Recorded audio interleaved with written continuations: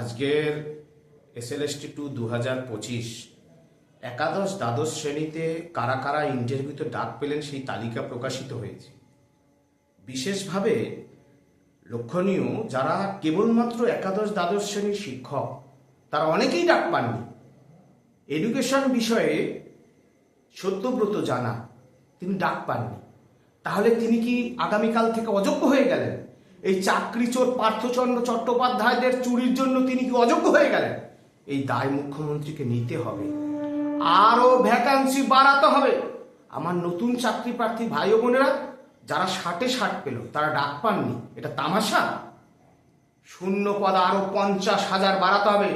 মাননীয় মুখ্যমন্ত্রী, আপনার উদ্দেশ্যে পরিষ্কারভাবে আমি জানাতে চাই, SSC 2016 প্যানেলে একজনকে যদি আপনি বঞ্চিত করেন, আপনিও বঞ্চিত হবেন।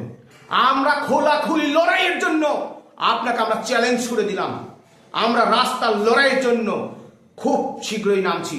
নতুন চাকরি প্রার্থী ভাই ও বোনেরা এবং SSC 2016 প্যানেলের সবাইকে আমরা একসঙ্গে রাস্তায় নামবো। আপনার চাকরি চুরির দায় কেন সত্যব্রত জানাদের ভুগতে হবে? কেন কেন ভুগতে হবে? প্রত্যেক যোগ্য চাকরি কিভাবে ফেরাবেন আপনার ব্যাপার। আপনার ওই চেয়ারটা থাকবে না মুখ্যমন্ত্রী। আমরা পরিষ্কারভাবে চ্যালেঞ্জটা আপনি গ্রহণ করুন। আমরা রাস্তার লড়াই আপনাকে লড়ে দেখাবো।